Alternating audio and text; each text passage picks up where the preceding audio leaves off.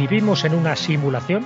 Es decir, el mundo que vemos, que nos rodea y que pensamos que es real, ¿podría ser un mundo virtual generado por ordenador por una inteligencia no humana?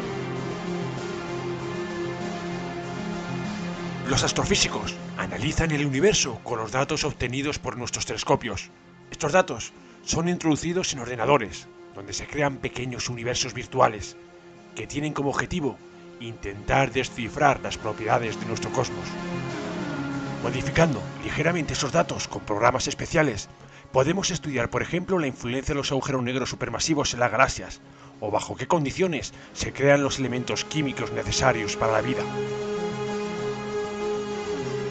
No es raro pensar que si somos capaces de crear universos virtuales con nuestros ordenadores actuales, es posible que nosotros seamos una simulación de una civilización mucho más avanzada.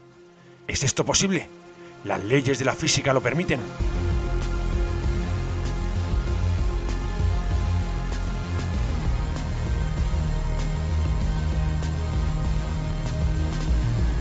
Para dar respuesta a la pregunta planteada por Jesús Callejo, nos acompaña Héctor Socas, astrofísico en el Instituto de Astrofísica de Canarias, especializado en física solar, director del Museo de la Ciencia y el Cosmos de Tenerife y creador del podcast Coffee Break, Señal y Ruido.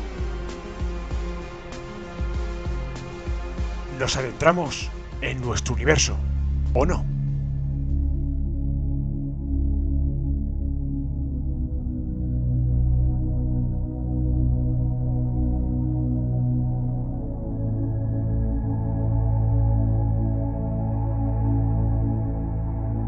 Bienvenido a ¿Por qué, Héctor? Es un placer. Hola, muchas gracias, el placer es mío. Pues nada, vamos a adentrarnos en este tema tan apasionante y en el que muchas veces habremos leído y habremos escuchado sobre este tema. Si nuestro universo que observamos podría ser una simulación. Bueno, es una pregunta legítima. ¿Podría ser que el universo fuera una simulación?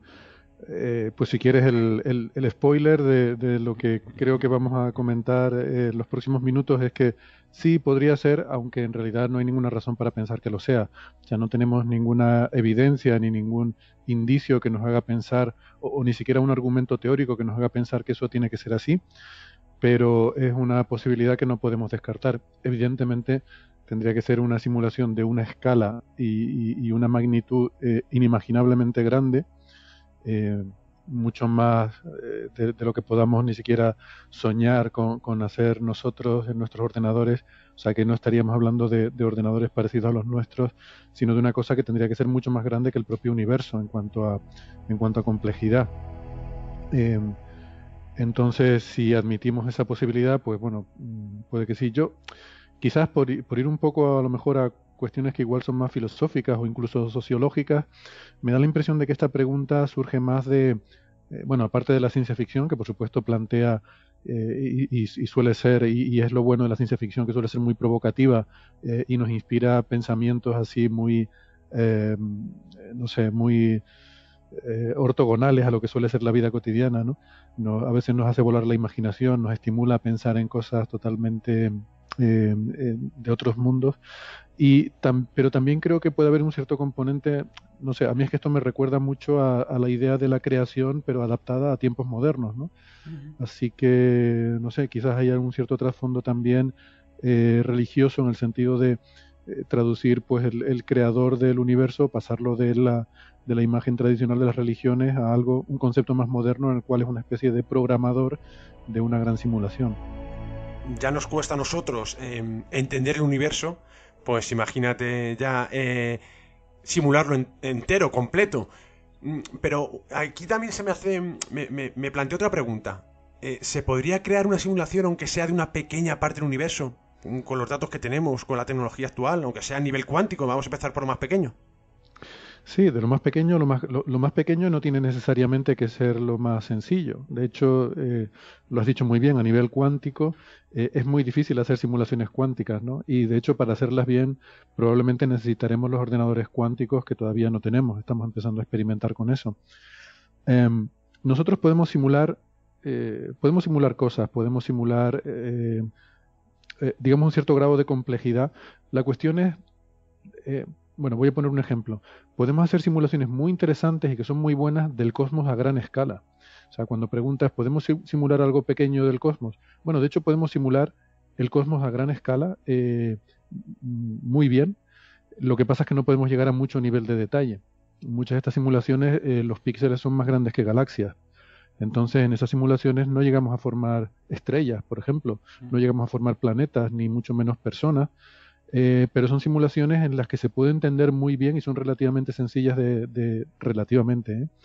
son relativamente sencillas de hacer.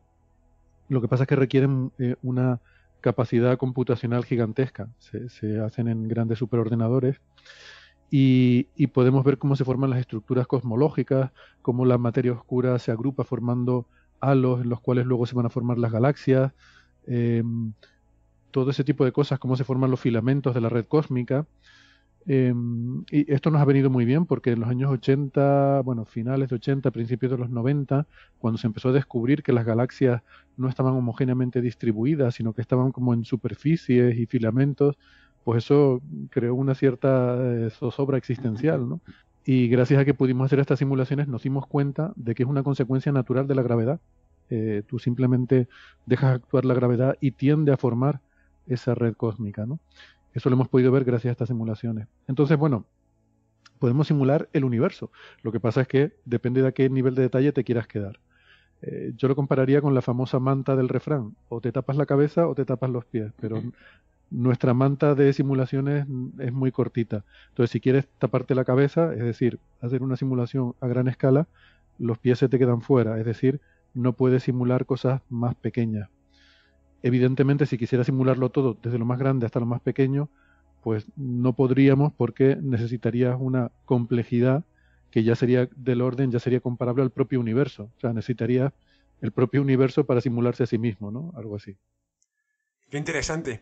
La información que nos aporta el universo la recibimos por medio de dos de las cuatro interacciones fundamentales, y me refiero al electromagnetismo y a la gravedad.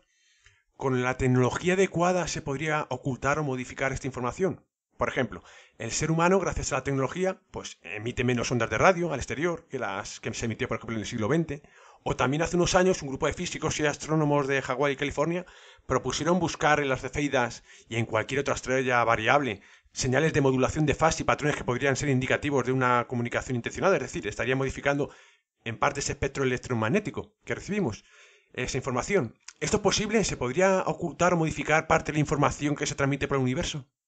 Bueno, podría de alguna forma, no sé si la pregunta se refiere a interactuar sobre la propia física en sí, que yo entiendo que no, y porque si eso fuera así, entonces ya no sería la propia física, sería algo que tendría más que ver con el contenido del universo. Entiendo que nosotros podemos manipular el contenido del universo, pero por definición no sus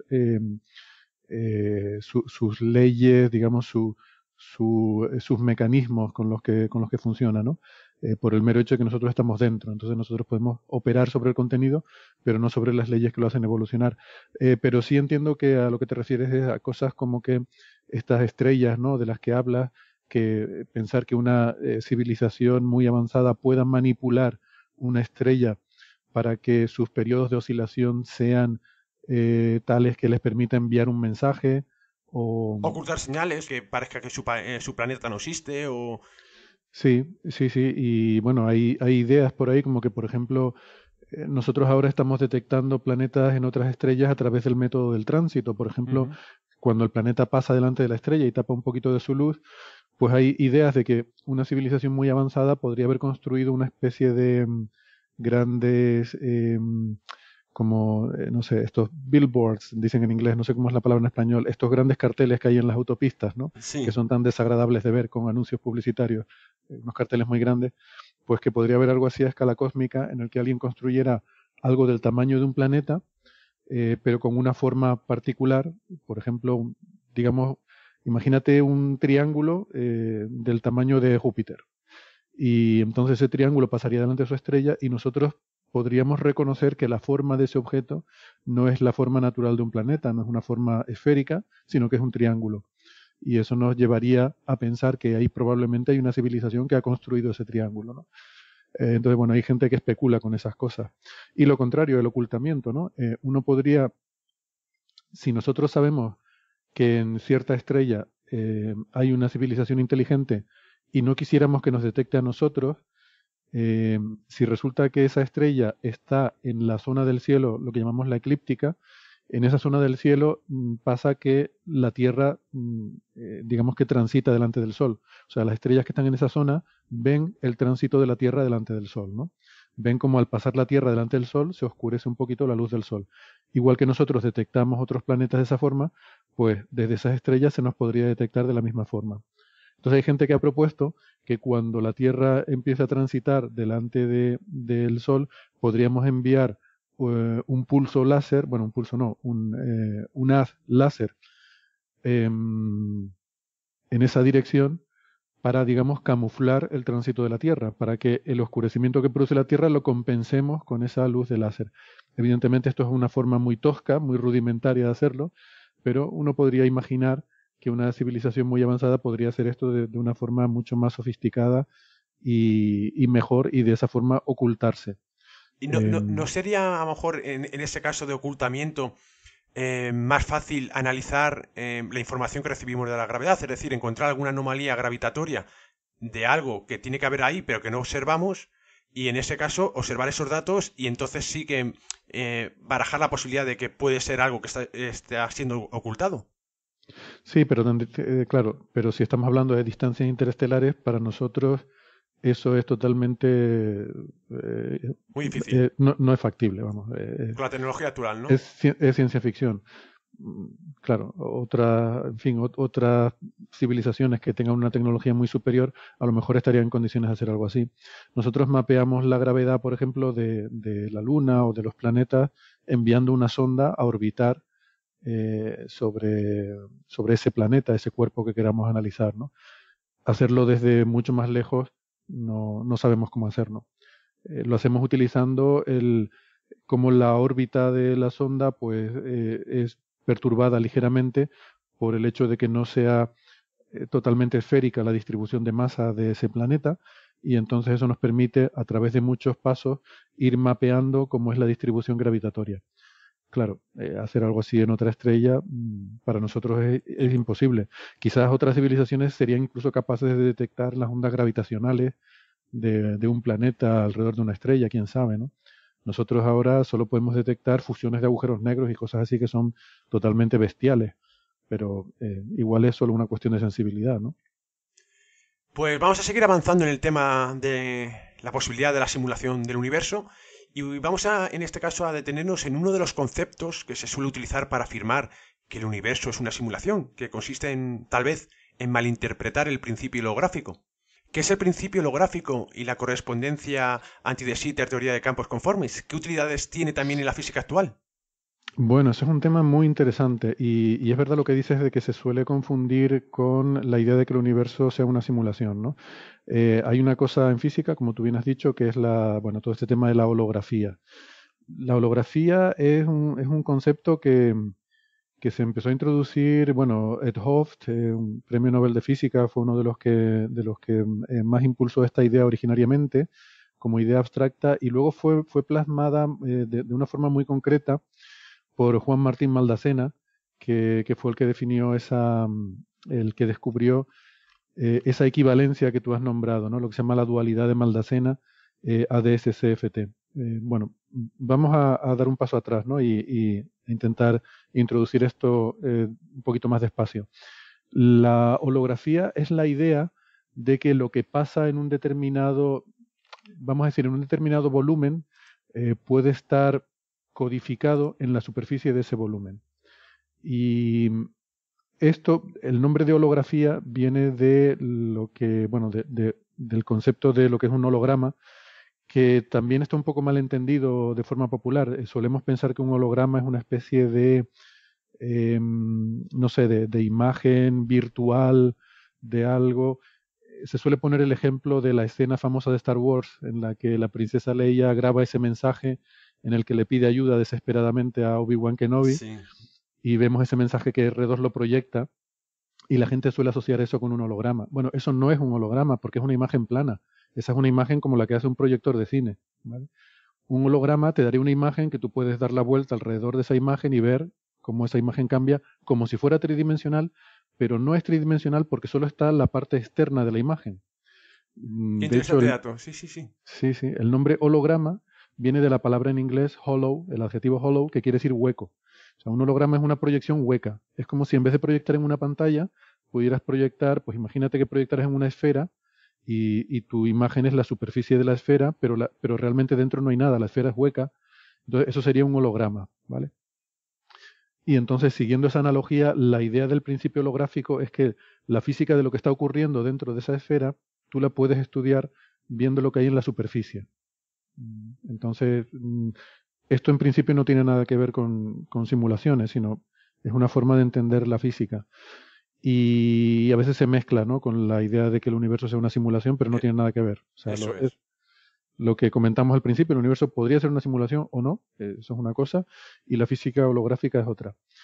El ADS-CFT es una cosa muy fascinante que hay ahora mismo en la física y que a mí me parece que puede ser algo muy profundo, o quizás no tenemos ni idea, pero Juan Martín Maldacena se dio cuenta de una cosa, y es que si tú coges un volumen, vamos a pensar, esto se puede hacer en un diferente número de dimensiones, pero vamos a pensar en 3 dimensiones para Eso es más hacerlo, fácil.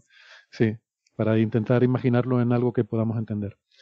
Si tú coges un volumen, por ejemplo, una esfera, él se dio cuenta de que una teoría de la gravedad, como la relatividad general, que es una teoría de la gravedad, del espacio-tiempo, en esa esfera, en ese volumen, es equivalente a una teoría cuántica sobre la superficie.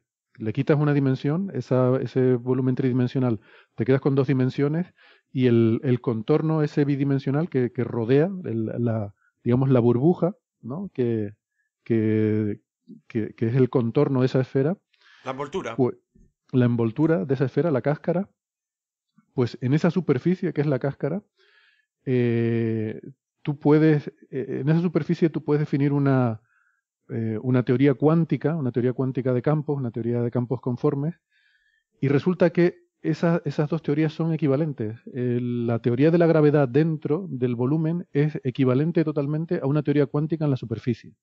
Voy a intentar elaborar esto un poco más. Pero primero, esto es súper importante por una razón, y es que el gran reto de la física moderna es unificar la relatividad general, que es una teoría de la gravedad, del espacio-tiempo, de cómo se deforma el espacio y el tiempo con la gravedad, unificar eso con la física cuántica, que es la teoría de la materia, de las partículas, de los campos cuánticos. Esas son las 2 teorías que gobiernan nuestro mundo. La materia la entendemos con la física cuántica, y el espacio-tiempo y la gravedad lo entendemos con la relatividad general.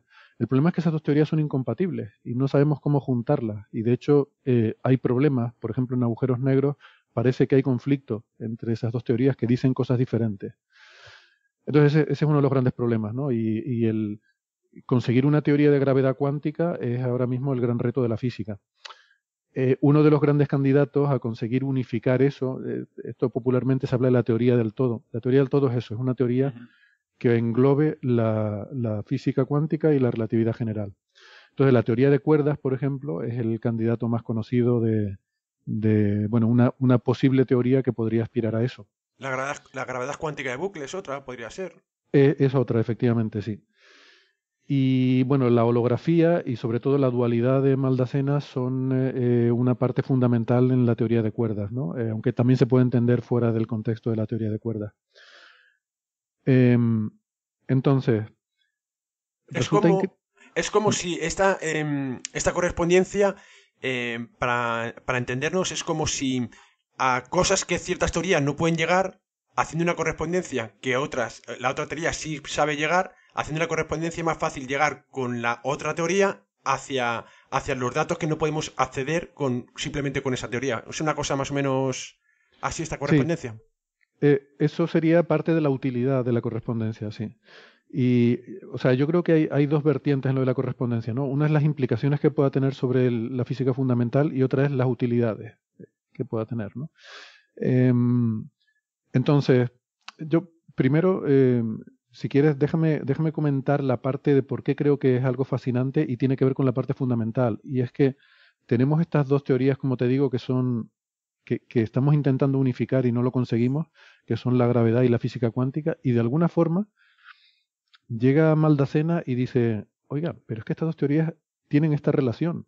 Resulta que si tú eliges el espacio adecuado, que en un caso es un volumen y en otro caso es la superficie que rodea ese volumen, resulta que las dos teorías son equivalentes. La equivalencia de Maldacena quiere decir que tú puedes establecer un diccionario, o sea, tú coges un problema en el que tienes esta teoría en el volumen y tú les cambias el nombre a las cosas, dices, a esto lo llamo tal, a esto lo llamo cual. Les cambias el nombre y acabas con una teoría cuántica, una teoría de campos cuánticos en la superficie de ese volumen. Y en esa teoría cuántica no hay gravedad. No existe la gravedad, ¿vale? Interesante. La teoría de campos cuánticos es una teoría que combina la relatividad especial con la física cuántica. Entonces es una teoría en la que está puesto la dilatación del tiempo, la contracción del espacio, todo eso está metido en esa teoría y toda la física cuántica. Lo que no está metido es la relatividad general, o sea, la gravedad. Y por otra parte, en la teoría de la relatividad general no está metido la cuantización, la naturaleza cuántica del espacio y el tiempo, ¿no? Es al final a lo que queremos llegar, cómo cuantificar el espacio y el tiempo, cómo cuantizar, más que cuantificar. Y resulta que, pues eso, ¿no? Llega Maldacena y viene con esta especie de revelación. Hay que decir que la dualidad de Maldacena, esa teoría del interior del volumen es en un espacio de anti-de Sitter, que no es exactamente nuestro espacio. Nuestro universo se parece a lo que se llama un espacio de Sitter, que tiene una constante cosmológica con una expansión acelerada, etcétera. Entonces, lo que demostró Maldacena es que hay una correspondencia con lo contrario, con un espacio de anti-de Sitter que tiene la forma opuesta a la de nuestro universo, ¿no? Entonces, bueno, no es exactamente que nos permita entender realmente esa dualidad en nuestro universo, pero bueno, por lo menos nos dice que hay algo ahí que es curioso, ¿no? Entonces, esto puede tener, no sé, puede ser una pista fundamental o puede que no sabemos lo que quiere decir esta dualidad, el hecho de que exista esta conexión entre estos dos mundos que parecían ser algo diferente y de repente resulta que no. Pero lo que esto quiere decir, de alguna forma, es lo que decía antes con la holografía, que lo que está pasando dentro de ese volumen, la física de la gravedad en ese volumen, está codificada en la superficie, por eso es holografía. O sea, yo puedo entender lo que está pasando en el volumen solamente con mirar la superficie, ¿vale? Y además, esto lo podríamos aplicar al universo en sí mismo. El universo tiene, por lo menos el universo observable para nosotros, tiene un contorno que es una esfera que está a 40.000 millones de años luz de distancia de aquí. Ese sería el horizonte del universo observable porque más allá no podemos ver. Entonces, el hecho de que exista ese horizonte quiere decir que un observador externo podría entender todo lo que está pasando dentro del universo solo analizando el contorno, ¿vale? Entonces, bueno, como digo, la dualidad de Maldacena, pues hay quien piensa que podría ser una pista fundamental para entender cómo conectar estas dos teorías. Podría ser como la piedra Rosetta en la física de la teoría del todo. Algo así. Hay quien piensa que podría serlo, ¿no? Sí. Pero bueno, también es verdad que llevamos 25 años desde que se descubrió la dualidad y todavía no se ha conseguido dar ese siguiente paso, ¿no? De decir, bueno, ¿qué significa esto realmente? Pero desde luego es intrigante. O sea, a mí siempre me ha parecido algo muy, muy intrigante, ¿no? O sea, ¿por qué una teoría cuántica sin gravedad y una teoría de gravedad sin cuántica resulta que son equivalentes, pero en un espacio diferente, ¿no? No sé, es muy sorprendente y muy intrigante. Y luego está, como tú decías, ¿no? Luego está la aplicación práctica, que es que resulta que esta dualidad te permite cambiar de un sitio a otro. Tú puedes tener porque además no solo existe esta dualidad entre cuántica y gravedad, también hay una dualidad entre acoplamiento fuerte y acoplamiento débil, en el sentido de que una teoría con acoplamientos fuertes en el interior se convierte en una teoría con acoplamientos débiles en la frontera y viceversa. Y esto es interesante porque en física es más sencillo entender acoplamientos débiles que acoplamientos fuertes, porque se pueden tratar como perturbaciones, bueno, no quiero entrar en mucho detalle porque tampoco yo soy tan experto como para manejar los detalles de estas cosas, pero sí que en física es más sencillo tratar acoplamientos débiles. Entonces, cuando tú tienes un problema que tú quieres resolver y a lo mejor es un problema de gravedad, de relatividad general y no sabes cómo tratarlo, si tú eres capaz de ponerlo en un espacio de anti de Sitter de forma que puedas aplicar la dualidad, entonces de repente puedes convertirlo en el problema dual, es decir, el problema análogo de física cuántica en la superficie, y si ese problema eres capaz de resolverlo, pues una vez que lo has resuelto, luego coges la solución, vuelves a hacer el proceso inverso, lo vuelves a traer mediante la dualidad al espacio original y tienes la solución al problema original que tú querías, ¿no? O viceversa, un problema que no sabes resolver de teoría cuántica en el contorno en una superficie, lo puedes llevar a un volumen contenido por esa superficie y tratarlo como un problema de gravedad.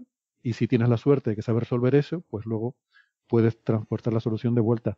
Y en ese sentido, el éxito más notable es el problema del plasma gluon quark, que es un tipo de estado de la materia muy complicado y que no se conocía no se sabía cómo tratarlo, y mediante la dualidad se consiguió resolver. Entonces, bueno, tiene esa aplicación práctica, lo puedes usar como herramienta, digamos. ¿Y se pudiera utilizar, por ejemplo, donde encontramos también problemas para entender lo que ocurre en su interior, por ejemplo, los agujeros negros?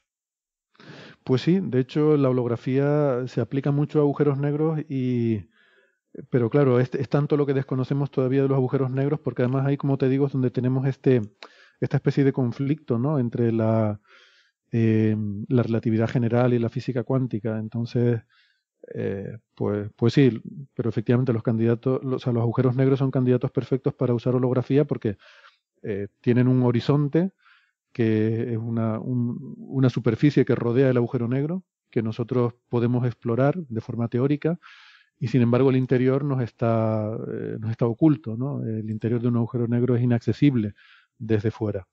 Sin embargo, de alguna forma, lo que ocurre dentro sí debe estar de alguna manera codificado en ese horizonte, ¿no? Y eso es, de hecho, así como la gente piensa que la holografía puede dar pistas para esa gravedad cuántica, normalmente esas pistas se buscan sobre todo en el estudio de agujeros negros, porque se piensa que si somos capaces de entender agujeros negros,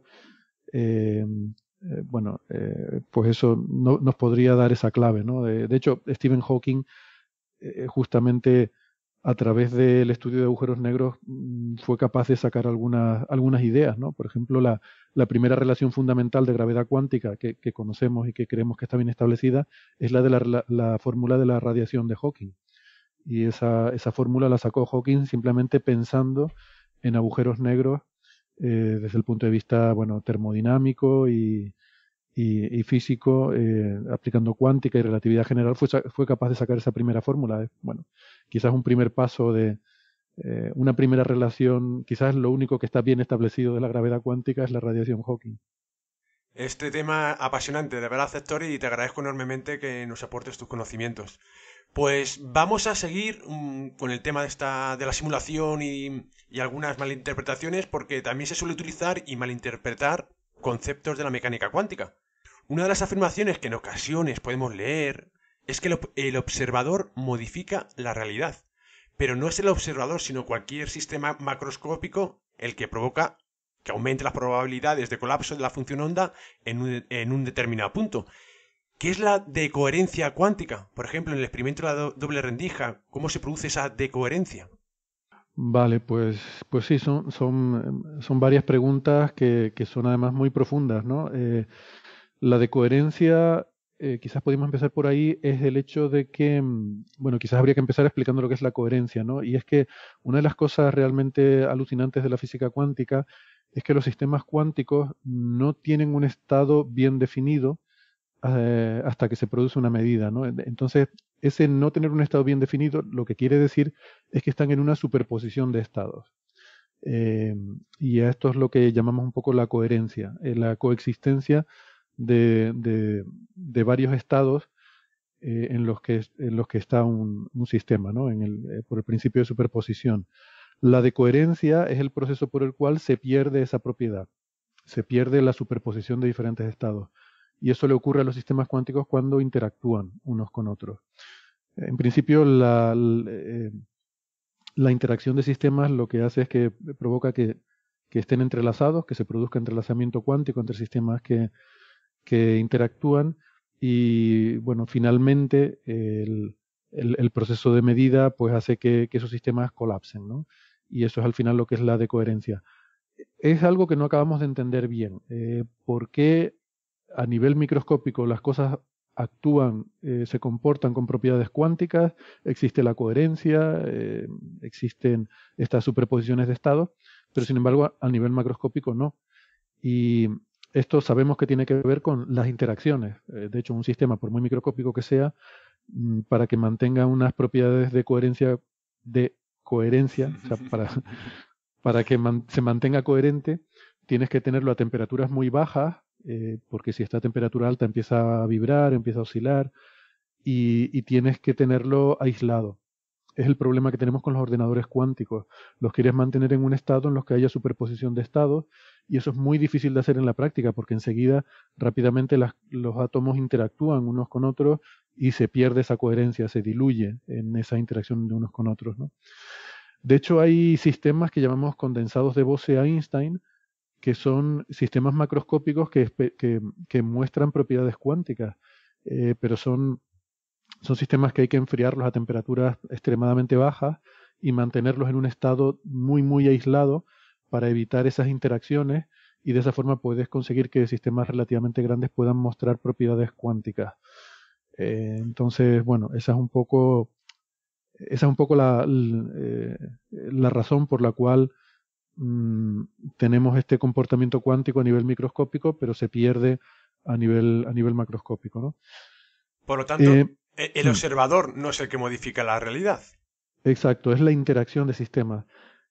¿Cuál es el papel del observador? Eso depende de la interpretación de la mecánica cuántica. Es decir, normalmente cuando estudiamos física cuántica se nos da lo que se llama la interpretación de Copenhague, que es un poco la interpretación canónica. Pero hay diferentes formas de interpretar la física cuántica. Y Hugh esto Everett, es... los muchos mundos de Hugh Everett. Sí. Yo confieso que esa es mi favorita, pero no es no es la mayoritaria, ¿no? A ver, la física cuántica es una teoría, es decir, es una serie de reglas que nos permiten calcular cosas. Pero una teoría física no es una descripción de la realidad.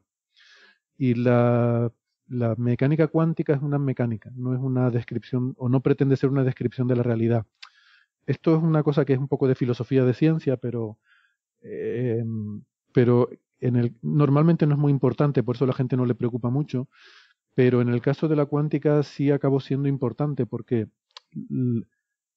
normalmente cuando decimos esta es nuestra teoría de las cosas, solemos asumir que esa teoría nos dice cómo es la realidad. Por ejemplo, si Newton dice que los cuerpos se atraen, pues dice, bueno, pues la realidad es así, los cuerpos se atraen. Y luego vino Einstein y nos dijo, no, no es que los cuerpos se atraigan, es que el espacio-tiempo se deforma. Y entonces dijimos, ah, bueno, pues entonces que antes estábamos equivocados, no es que los cuerpos se atrajeran, sino que el espacio-tiempo se deforma y esta es la teoría correcta, la anterior era la incorrecta. Bueno, eso realmente es así, la relatividad general es más correcta que la teoría de Newton. De hecho, por lo que sabemos hasta ahora, la relatividad general es correcta, no hemos encontrado nada que diga que sea incorrecta. Pero realmente son teorías, es decir, son leyes que nos permiten predecir cómo va a actuar la realidad, que la ciencia eso es lo que busca, es una explicación que permita hacer cálculos, predecir cosas, ¿no? Realmente el decir que la realidad es así, eso ya es, como digo, es un problema filosófico, ¿no? Normalmente no nos lo planteamos, suponemos que la teoría es una descripción de la realidad, pero cuando los físicos a principios del siglo XX empezaron a ver lo que decía la física cuántica, era algo tan terrible, tan abominable, que este problema cobró importancia. Es decir, bueno, pero ¿me estás diciendo que esto realmente es así? ¿Que las cosas realmente están en una superposición de estados? ¿O es quizás que hay una que nosotros no somos capaces de saber en qué estado está? Y por eso decimos que hay una cierta probabilidad.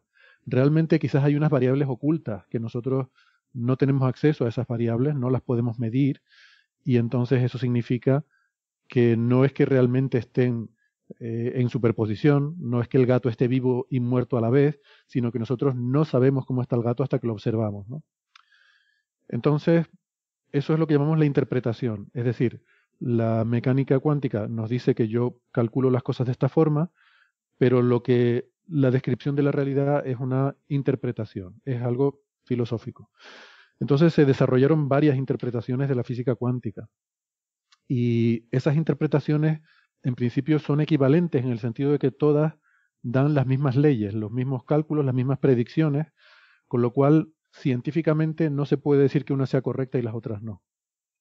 Es cuestión de gustos. Hay gente que le gusta más una, gente que le gusta más otra, y al final la mayoría de los físicos han dicho, mira, eso me da igual. Como no se puede distinguir entre una y otra, pues es irrelevante. Lo importante es que yo pueda calcular. Y esa escuela se suele decir jocosamente, shut up and calculate, que quiere decir en inglés, cállate y calcula, ¿no? Es como decir, mira, somos científicos, nos da igual la filosofía que hay aquí detrás, nos da igual si esto describe la realidad o no. Lo que yo necesito es una teoría, necesito poder calcular y ya está, y me olvido de la interpretación. Pero bueno, como seres humanos, eso al final es imposible olvidarse totalmente de cuál es la interpretación, y entonces existen diferentes escuelas de pensamiento con diferentes interpretaciones, y cada una de estas interpretaciones tiene diferentes problemas, por así decirlo. Todas tienen problemas. La interpretación canónica, que es la que normalmente se enseña y la que normalmente se enseña, digamos que cuando tú vas a calcular, tú tienes que tener en mente un cierto esquema mental, ¿no? Pues el esquema mental que tú sueles tener en mente al calcular es esta interpretación de Copenhague. Esta interpretación lo que nos dice es, y ahora voy a tu pregunta, perdón por haberme extendido tanto, pero... No, perfecto. Así aprendemos un poquito más sobre todo esto y para entender mejor el concepto que nos vas a explicar. Sí, por darle el contexto sobre todo, ¿no? Entonces, según la interpretación de Copenhague, efectivamente eso es así. El gato está vivo y muerto a la vez hasta que tú vas y lo mides. Entonces, hay un observador y el observador juega un papel sobre la realidad. La realidad no está definida hasta que el observador la observa. Y entonces, esto es muy profundamente insatisfactorio porque uno podría decir, ¿qué es lo que es un observador? ¿Tiene que ser un ser humano? ¿Vale si va una cámara? O sea, si yo pongo una cámara dentro de la caja, ¿eso ya es un observador? O cualquier sistema macroscópico, un grano de arroz, por ejemplo. Exacto. Entonces, claro, Schrödinger era muy contrario. Schrödinger, a pesar de ser uno de los padres fundadores de la física cuántica, igual que Einstein, la gente suele pensar que Einstein estaba en contra de la física cuántica, ¿no? Fue uno de los que puso algunos de los cimientos de la física cuántica. Lo que pasa es que no les gustaba la interpretación, bueno, en particular esta interpretación de Copenhague, casi que ninguna otra, ¿no? Sobre todo, a ellos les gustaba la interpretación de las variables ocultas, es decir, el gato está vivo o está muerto, pero nosotros no lo sabemos. Lo que pasa es que luego se vio que esa interpretación así tampoco funciona. Entonces, todo tiene sus complejidades, ¿no? Y sus cosas que parecen que tiene que estar mal. Pero bueno, el gato de Schrödinger fue un ejemplo que él puso para decir, esto es un disparate, no puede ser que el gato esté vivo y muerto a la vez, ¿no? Era una especie no sé, de una caricatura de la física cuántica que puso Schrödinger para intentar convencer a sus colegas de que eso no podía ser así. El gato no puede estar vivo y muerto a la vez. Claro, el gato es un sistema macroscópico. El gato es su propio observador. El gato se está observando a sí mismo. La solución del gato de Schrödinger es fácil porque el gato se mira a sí mismo, ¿no?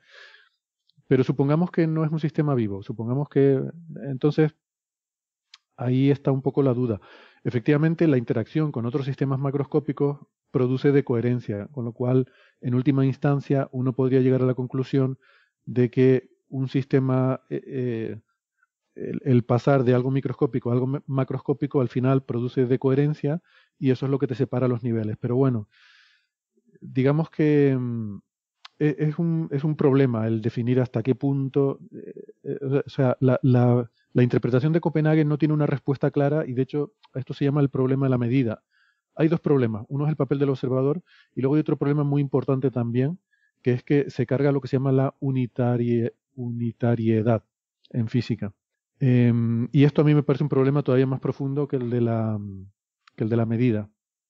Y tiene que ver con que en física, si tú tienes en un instante de tiempo un estado que tú conoces perfectamente, tú sabes, tú tienes una partícula y sabes dónde está, a qué velocidad se está moviendo, tú puedes saber en el instante siguiente dónde va a estar. Si conoces perfectamente las leyes de la evolución y conoces perfectamente el estado de esa partícula, sabes lo que va a hacer. Y viceversa, si tú sabes perfectamente un estado, tú puedes darle marcha atrás y saber el estado anterior. Eso es determinismo. Es decir, si yo sé todo sobre un sistema, puedo predecir dónde estará dentro de un pequeño instante y dónde estuvo un breve instante de tiempo anterior. Correcto. ¿Vale? Bueno, pues esta interpretación de Copenhague se carga esa evolución, se carga ese determinismo de la física. Porque cuando tú haces una medida, no hay forma de volver atrás y saber qué es lo que había justo antes. Y eso, ese colapso de la función de ondas, digamos, ¿no? La función de ondas del sistema cuántico está en una superposición de estados, pero cuando tú mides, te quedas con uno solo de esos estados. Borras completamente la memoria de lo que había antes y no hay forma de volver atrás. Eso es un problema serio Sí, la verdad es de esa que... interpretación. Bueno, pues vamos a seguir avanzando sobre el tema de la simulación, aunque me surgen un montón de preguntas sobre este tema, pero vamos a seguir avanzando, porque otro de los conceptos de la mecánica cuántica que se suele utilizar es el del entrelazamiento cuántico. Uh-huh. Pero el entrelazamiento cuántico no permite trasladar una partícula a cualquier lugar del universo. ¿En qué consiste realmente el entrelazamiento cuántico y su relación con la información?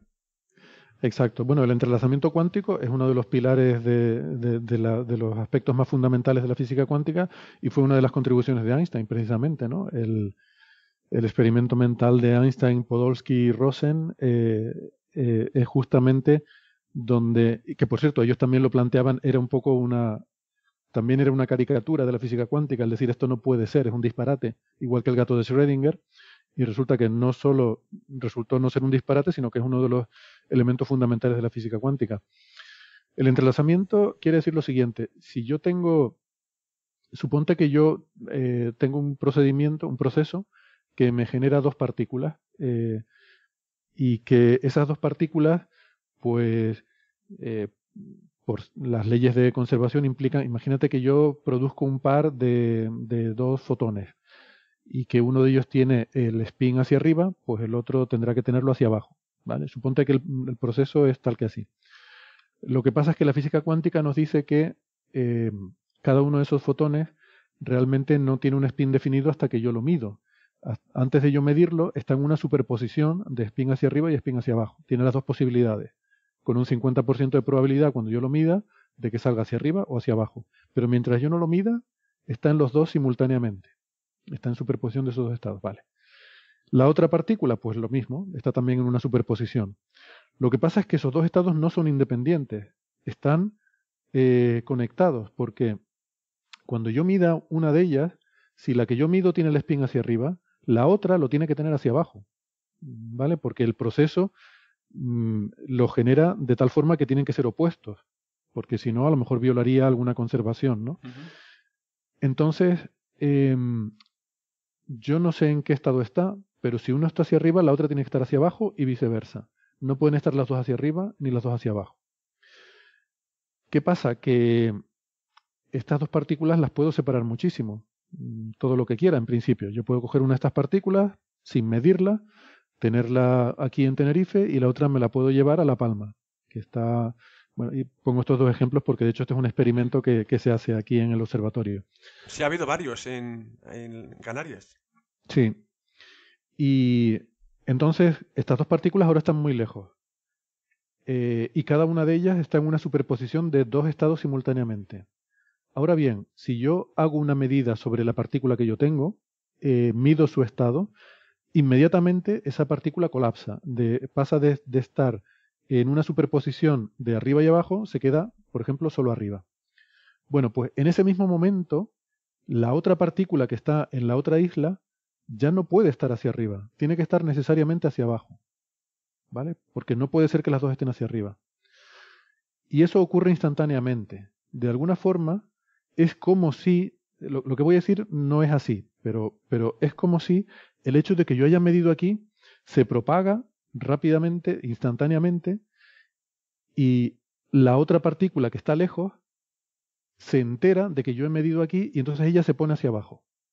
Aunque esté a miles de millones de años luz. Exactamente, aunque esté en el otro extremo del universo, eso ocurre instantáneamente. Claro, Einstein decía, esto no puede ocurrir, es un disparate. Bueno, pues resulta que sí ocurre. Y eso es el entrelazamiento cuántico. Dos partículas están entrelazadas cuando comparten alguna propiedad. Bueno, realmente no están entrelazadas las partículas en sí, sino la propiedad de esas partículas. En este caso es el spin de estos fotones, en el ejemplo que yo ponía, ¿no? Pero hay alguna propiedad de esas partículas que está entrelazada, de forma que lo que le ocurra a una va a afectar lo que le pase a otra. Eso es lo que es el entrelazamiento cuántico. El hecho de que cuando se produce una medida en una, inmediatamente la otra queda definida. Es decir, que al medir en una, se mide también la otra simultáneamente. Eso es que no significa que se traslade de una partícula a los confines del universo, como de vez en cuando se puede malinterpretar. Claro, hay que entender que esto no implica, no se puede transmitir información mediante el entrelazamiento, ¿vale? Porque lo único que yo puedo hacer es una medida sobre el sistema que yo tengo, y lo que eso cambia es la función de ondas, pero nosotros no podemos conocer la función de ondas. Por lo que decía antes, hay una superposición de estados, pero yo no puedo conocer esa superposición. Yo solo puedo conocer el estado final después de que yo he medido. Yo no puedo conocer la superposición de estados que había antes. Eso ninguna interpretación de la física cuántica lo permite. Es una parte fundamental de la física cuántica. Yo solo puedo conocer lo que obtengo al medir. Entonces, yo no puedo usar esa medida para enviar información a través del entrelazamiento. Y tampoco puedo teletransportar a través del entrelazamiento. A veces se habla en física de teletransportación cuántica, pero es un nombre terrible, muy mal dado, porque, de nuevo, nos evoca ideas de ciencia ficción, pero no quiere decir lo que pensamos. Cuando se habla de teletransportación cuántica, lo que se refiere es copiar el estado que tiene un determinado sistema, copiar ese estado en otro lugar, en otro sistema. O sea, yo tengo que tener un átomo aquí y otro átomo en otro sitio. Yo lo que puedo hacer es que ese átomo en otro sitio, ponerlo en el mismo estado que tengo aquí. Eso es lo que, Correcto. eso es lo que entendemos por teletransportación cuántica, ¿no? Entonces, bueno, el entrelazamiento es uno de esos problemas existenciales que tiene la física cuántica, que a los físicos les cuesta mucho aceptar, porque es muy difícil asumir que algo se va a propagar instantáneamente. Claro, poco Siempre, intuitivo, además. sí, va en contra un poco de algunos de esos principios filosóficos fundacionales de la física, ¿no? Igual que el determinismo y la reversibilidad, también es el hecho de que la propagación debe llevar un tiempo, o sea, de que algo se tiene que propagar de un sitio a otro, ¿no? Correcto. Pues seguimos, porque también encontramos teorías que hablan de un espacio-tiempo discreto. La gravedad cuántica de bucles que hemos comentado antes, por ejemplo, plantea como unidad elemental unos átomos de espacio-tiempo. Uno podría pensar que si fuera así, nuestro universo podría estar formado como si fueran pequeños fotogramas que al ser observados en un conjunto componen la película que observamos en realidad. Un espacio-tiempo discreto tendría implicaciones en la física actual. Una que se me ocurre es, por ejemplo, la desaparición del concepto de Big Bang y aparece el concepto de universo oscilante. ¿Qué es un espacio-tiempo discreto? ¿Qué implicaciones tendría en la física actual? ¿Y qué indicios tenemos de su existencia? Bueno, indicios no tenemos ninguno, digamos, observacional o empírico, pero sí hay indicios, digamos, teóricos, hay argumentos teóricos para pensar que el espacio no es continuo, el espacio-tiempo, que uno no puede ir haciendo espacios cada vez más pequeños, más pequeños, más pequeños infinitamente, sino que debe haber un límite a eso. Y aquí la relatividad decía que el espacio-tiempo era infinitamente divisible, es decir, que esto directamente lo reduce esa posibilidad.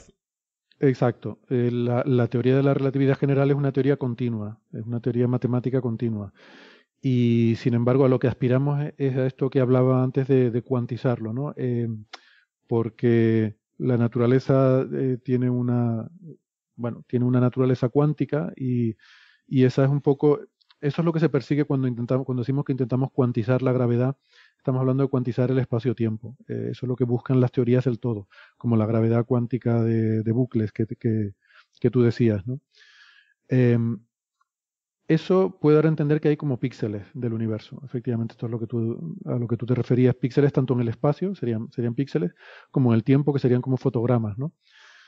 Es posible que sea así, si realmente eso está discretizado, o es posible que no sea en forma de píxeles, sino que sea como una especie de un emborronamiento. Lo que pensamos es que cuando te vas a escalas suficientemente pequeñas, espacio y tiempo se mezclan, son indistinguibles. Lo que es espacio, lo que es tiempo y lo que son las diferentes dimensiones del espacio no están bien definidas.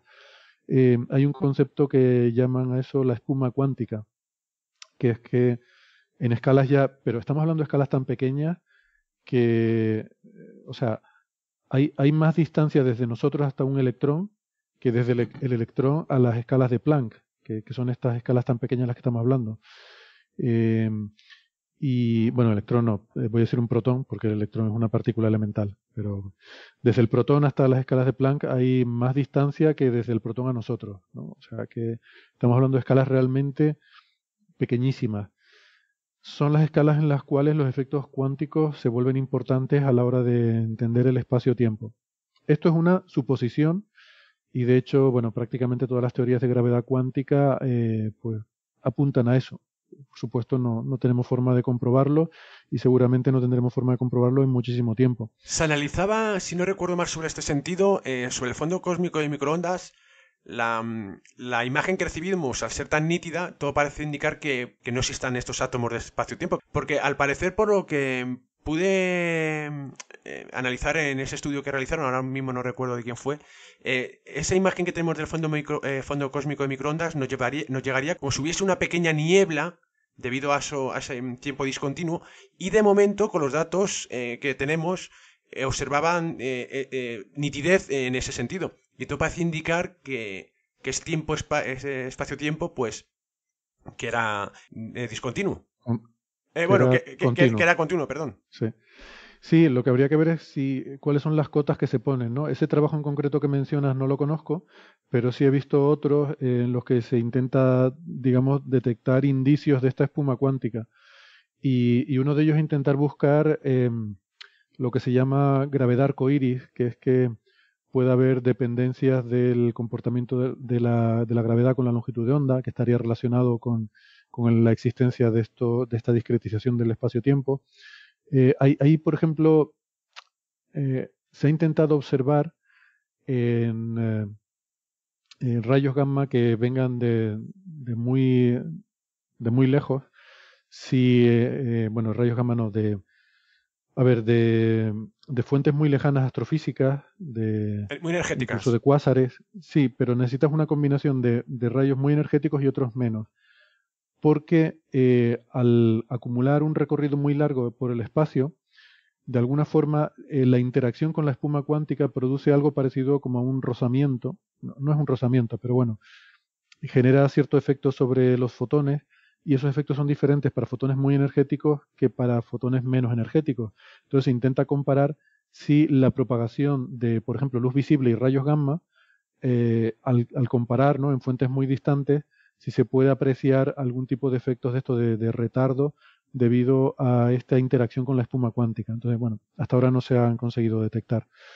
No quiere decir que no existan. Por ejemplo, yo el artículo que he leído sobre esto ponía unos límites que todavía son demasiado groseros, es decir, las escalas en las que esperamos que esté la espuma cuántica son mucho más pequeñas que las escalas que podían explorar estos experimentos, pero bueno, son primeros pasos para, pues quizás en el futuro ir pudiendo acotar esto más y ver si hay algún indicio, ¿no? Esto, claro, también puede estar relacionado con la idea de la simulación, en el sentido de que si tú tienes una simulación esperas que haya píxeles en algún momento, ¿no? Por lo menos nosotros lo hacemos así. Entonces, pues esa superinteligencia que haya hecho esa supersimulación, pues a lo mejor también tendrá píxeles. Pero bueno, no sabemos, o sea, el hecho de que podamos cuantizar el espacio-tiempo no implica necesariamente que sea en forma de píxeles. Podría ser en forma de un emborronamiento, o sea, que llegue un momento como esta idea de la espuma cuántica tiene más que ver con que haya un emborronamiento que tiene más que ver con estos principios de incertidumbre cuánticos. Lo que hacen es que emborronan la posición de una partícula, no es que la cuadriculen, sino que dicen que, bueno, pues que hay un una indeterminación en su posición. Quiere decir que hay un emborronamiento de la posición de la partícula, ¿no? Pues a lo mejor sería algo así con el espacio-tiempo. También otro de los conceptos, y aquí vamos a entrar en un tema más filosófico, porque si se puede... Perdona, me había olvidado, porque también habías hablado de si esto puede hacernos pasar de un paradigma de Big Bang a universo oscilante y demás, ¿no? En principio, o sea, el paradigma de Big Bang no está reñido con el de un universo oscilante o un universo cíclico, ¿no? Nosotros normalmente llamamos, creemos que tenemos bien establecido lo que ocurre después del periodo que llamamos inflación. Y de hecho, muchas veces en física, cuando se habla de Big Bang, hablamos del instante de tiempo después, cuando termina la inflación y el universo empieza a comportarse, digamos, con la física conocida. Digo esto porque en ese momento todo el universo observable tenía un tamaño a lo mejor de 1 metro cúbico, de ese orden, ¿vale? De ahí en adelante, el universo evoluciona según la física que más o menos conocemos, ¿no? Pero de ahí para atrás no sabemos bien, nuestra física no aplica, precisamente porque no tenemos una teoría del todo. Entonces parece ser, por lo que vemos en las condiciones de contorno del universo, que justo antes de eso hubo ese periodo llamado inflación, que duró pues de ese primer 10 a la menos 32 segundos de vida del universo, o sea, 0,00032 ceros y un 1 detrás, segundos, que se produjo esa inflación cósmica, que no entendemos por qué ocurrió ni cómo, pero sí parece que sus efectos han dado lugar a ese, digamos, primer instante conocido, ¿no? de universo conocido. Claro, de ahí para atrás no conocemos, entonces eso puede venir precedido de un universo oscilante o otras historias. Claro, lo que propone la gravedad cuántica de bucles es que no llega a colapsar en ese Big Bang, pues algo parecido para que nos hagamos una idea. Igual que ahí tenemos un límite de generación de electrones o de neutrones, y una vez que se supera, pues se produce el colapso y se produce lo que conocemos como supernovas. Pues en este caso, lo que proponía es que no llegaba a colapsar por esos átomos de espacio-tiempo, entonces se producía continuamente etapas de contracción y estiramiento. Por eso lo llamaba, proponía un universo oscilante sin llegar nunca al Big Bang. Sí, porque ahí seguramente estás diciendo Big Bang en el sentido de la singularidad. Por eso lo he especificado, porque, o sea, Big Bang es un término tan genérico que se usa para tantas cosas que a veces puede ser confuso. Vamos a ver, cuando se habla de la singularidad, siempre decimos el universo comienza con una singularidad. Bueno, eso es mentira, no sabemos cómo comienza el universo. Lo que pasa es que si tú aplicas la relatividad general y tiras hacia atrás, llegas a una singularidad. Eso es así. Pero sabemos que la relatividad general no es la teoría última final precisamente porque tiene singularidades. Es lo mismo que pasa en el centro de un agujero negro. Se supone que hay una singularidad, pero eso es porque estás aplicando relatividad general. La singularidad te dice, mira, hasta ahí no llego. O sea, es la forma de la teoría de decirte, ahí fallo. Entonces, no puedes extrapolarla tanto. ¿Qué pasa? Que efectivamente llega un momento cuando el universo es suficientemente pequeño en el que ya no te basta la relatividad general, ya entran en juego los efectos cuánticos. Por lo tanto, antes de llegar a la singularidad, en algún momento, que no sabemos cuándo es, ni cómo, ni dónde, pero en algún momento, la naturaleza cuántica del espacio-tiempo juega un papel. Y por eso las teorías de gravedad cuántica, en general todas, no te dan una singularidad como comienzo del universo. ¿Vale? Yo por eso digo, o sea, cuando hablamos del inicio del universo, llegamos hasta ese metro cúbico. El universo observable como un metro cúbico. De ahí para atrás Misterio. No sabemos, no tenemos misterio. Sí. De ahí para atrás es gravedad cuántica que no tenemos. Entonces, puede ser oscilante, puede ser otras cosas. Los universos oscilantes tienen algunas ventajas, sobre todo filosóficas, que te quitan muchos agobios existenciales, porque dices, bueno, esto ha estado siempre oscilando y ya está. No tienes que preocuparte de qué pasó antes, claro, y qué había antes, qué había antes. Pero luego genera otros problemas también, sobre todo más técnicos desde el punto de vista físico. Uno de los más fáciles de entender es el de la entropía. Si sabemos que la entropía siempre aumenta, y eso también es válido entre Big Bangs, es lo que pasa también con la cosmología cíclica de Penrose y estos otros problemas. Necesitas alguna forma de, o bien de deshacerte de entropía, o bien porque si no sería infinita. Bueno, si tienes un universo infinito. Si tienes un universo eterno, oscilante, infinito, la entropía viene creciendo de forma infinita desde el principio de los tiempos. Si no hubo principio de los tiempos, pues entonces, si siempre ha Claro. existido un universo, tendríamos una entropía infinita. Pero no, la entropía obviamente no es infinita. Hay una entropía finita en el universo. Si fuera infinita, no podría existir nada. Y además, a mí también me surge otro problema que encontraríamos en ese sentido, que es el de los elementos químicos pesados. Si el universo ha tenido muchísimas etapas de contracción y expansión, los elementos químicos pesados tendríamos que encontrar más en el inicio del universo que observamos en la actualidad. Sí, eso depende un poco del modelo, ¿no? Porque tú puedes siempre hacer modelos en los que destruyes toda la materia y todos los átomos, ¿no? Y de hecho, en la de Penrose, por ejemplo, llega un momento que al final, por eso sus ciclos son de 10 elevado a 100 años o más, porque tiene que acabar destruyendo toda la materia, acabando con toda la materia en forma de agujeros negros, con lo cual toda desaparece, digamos, de vista, desaparece el universo, pero luego la radiación Hawking que emiten esos agujeros negros también tiene que eliminarla. Porque la radiación Hawking no es solo fotones. Llega un momento cuando el agujero negro se hace suficientemente pequeño que empieza a emitir también partículas de materia. Empieza a emitir electrones, positrones, quarks, otros tipos de partículas, ¿no? Qué interesante. Bueno, en fin, que es especular mucho, ¿no? Sí, vamos a seguir y para terminar, porque otro de los conceptos que en ocasiones encontramos, y esto es un poco más filosófico, es el tema de la consciencia. ¿Se podría simular la consciencia? Pues es una buena pregunta. No creo que nadie sepa la respuesta seguro a esa pregunta, pero yo creo que sí. Yo no veo por qué no. Quiero decir que el cerebro humano es lo más complejo que conocemos en el universo, de lejos, de muy lejos. Es lo más complejo que sabemos que existe. Es una cosa extraordinariamente complicada, pero yo creo que no deja de ser una máquina. Y es una máquina que es capaz de generar conciencia. Yo creo que si fuéramos capaces de replicar, si fuéramos capaces de simular, como hacemos con las redes neuronales artificiales, que intentamos simular algunos comportamientos, digamos, inteligentes de aprendizaje, pero claro, a un nivel, a una escala que no es totalmente incomparable con la del cerebro humano.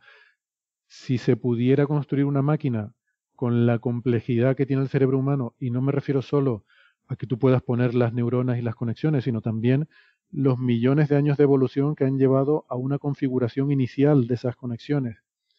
Si tú eso lo pudieras simular, por ejemplo, hay una novela que a mí me gusta mucho de un autor que también me gusta mucho, que se llama Greg Egan. La novela se llama Ciudad Permutación, y juega con esta idea, juega con que los ordenadores son tan avanzados que permiten no solo simular un cerebro, sino que puedes hacer una copia. Tú puedes escanear como quien dice, un snapshot de tu cerebro en un momento dado, copiarlo en un ordenador y ponerlo a correr, como una simulación, ¿no? Lo cual plantea problemas filosóficos muy, muy interesantes, como que en ese momento, ¿quién eres tú? ¿El individuo o la copia que está corriendo en el ordenador? Qué bueno. ¿No? Eres los dos a la vez, de alguna forma, ¿no? Qué bueno.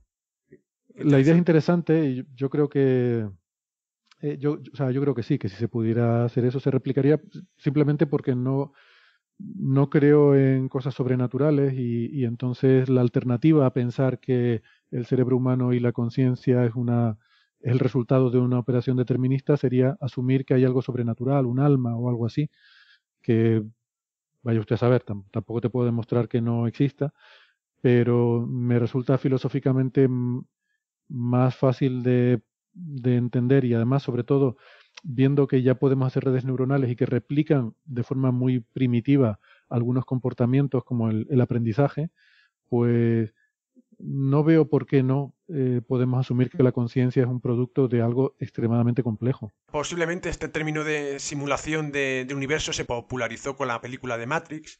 En esta película encontramos una escena donde el protagonista se le ofrece elegir entre una píldora azul que le permitía al protagonista permanecer en esa realidad fabricada de Matrix, pero sacrificando con ello conocer las respuestas a las preguntas que nos planteamos en nuestro mundo. Y por otro lado podía elegir tomar la píldora roja que le permitía desconectarse de Matrix y conocer la realidad, pero renunciando con ello a los placeres de la vida. ¿Qué píldora hubiera elegido Héctor Socas? Yo la de chocolate. No, yo, a ver, la roja, claramente. O sea, me hubiera costado, yo hubiera preferido vivir en Matrix sabiendo la verdad. No hubiera tenido problema con eso. Hay una escena de la película en la que el agente Smith le dice a Neo que una vez hicieron una simulación en la que todo el mundo era feliz y se vivía muy bien y tal, pero que la gente no podía aceptar eso y trataban de despertar, ¿no? Es una pena que no elaboraran más esa idea porque me resultó curiosa, pero no veo por qué no se podría crear una realidad en la que la gente supiera que está una simulación en la que la gente supiera que está en una simulación y aún así eligiera vivir en ella, porque yo creo que todos lo haríamos. Claramente se vivía mucho mejor en Matrix que fuera, ¿no?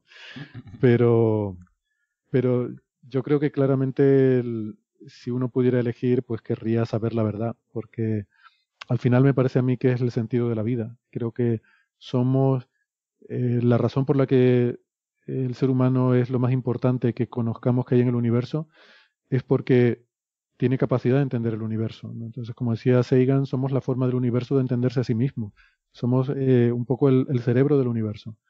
Y creo que intentar entenderlo, entender las leyes de la naturaleza, y entender la naturaleza en sí, es no sé, para mí es la razón de existir. Y desde ese punto de vista, pues creo que aunque luego me resultara muy desagradable el resto de mi vida, pero creo que saber la verdad, entender y conocer la realidad, pues creo que sería más importante que todo lo demás. Pues agradecerte enormemente, Héctor, que me hayas permitido robarte un poquito de tu tiempo. Agradecerte enormemente que hagas fácil lo que parece difícil, y que sigas y que continúes divulgando de esa forma ciencia. Yo te lo agradezco de corazón que hayas participado hoy en Por qué, para intentar dar respuesta a esta pregunta. Y ya para terminar, sí que me gustaría que me propusieras una pregunta sobre el tema que desees o tengas curiosidad de conocer, porque nuestro objetivo será buscar la colaboración de otro invitado que intente dar respuesta a tu pregunta o por lo menos emprender un viaje a la búsqueda de ellas. Así que, Mm. Héctor, ¿cuál es tu pregunta?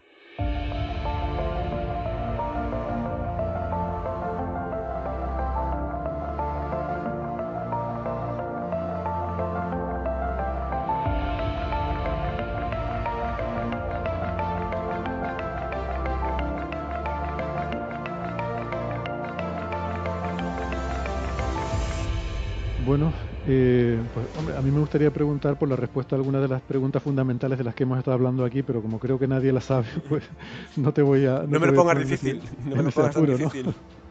Que llames a Dios para preguntarle por alguna de estas ideas, ¿no? Pero bueno, siendo un poco más realistas, por ejemplo, a mí me intriga mucho, y como además sé muy poco de fisiología y de ciencias de la salud, me intriga mucho el concepto del sueño, el, el por qué tenemos que dormir. Me intriga y me fastidia, debo decir también. Me fascina y me fastidia, ¿no? Las dos F.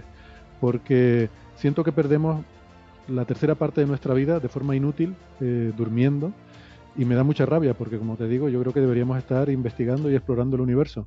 Entonces me gustaría saber por qué necesitamos dormir, cuáles son los procesos que ocurren o que se detienen en nuestro cuerpo que hacen que necesitemos dormir y qué es lo que está ocurriendo. Y sobre todo si quizás sería plausible pensar que en algún futuro de ciencia ficción podamos tomar alguna pastillita o alguna cosa que haga que no sea necesario, ¿no? No digo mantenerte despierto a costa de tu salud, sino que podamos llevar una vida sana, normal, sin necesidad de dormir, y por tanto eso sería como extender un 33% la esperanza de vida, porque podrías vivir muchas más horas de las que realmente vivimos. Bueno, pues intentaremos buscar la persona más adecuada y trasladaremos todas estas preguntas que nos has planteado sobre el sueño. Un placer, muchas gracias, Héctor, y de verdad que seguiremos escuchando Coffee Break y seguiremos aprendiendo con vuestras tertulias. Muchísimas Pues gracias. muchas gracias, el placer ha sido mío. Nuestro objetivo para el próximo programa: ayudar a Héctor Socas a buscar la respuesta a la pregunta planteada. Recordar que podéis escucharnos todos los lunes en Edenex Radio y en iVoox. I sit with your flowers in my hands, waiting for you to come back. the darkest shadow in the promised land. A silent night turned black, and the angels dance for you. I will raise my voice for you. This is the sound of letting go, the sound of the silence in the walls of this home. This is the sound of letting go. The city is crying for whom the bell tolls. I'm not ready to let you go. I'm not ready, no. This is the sound of letting go. 1,000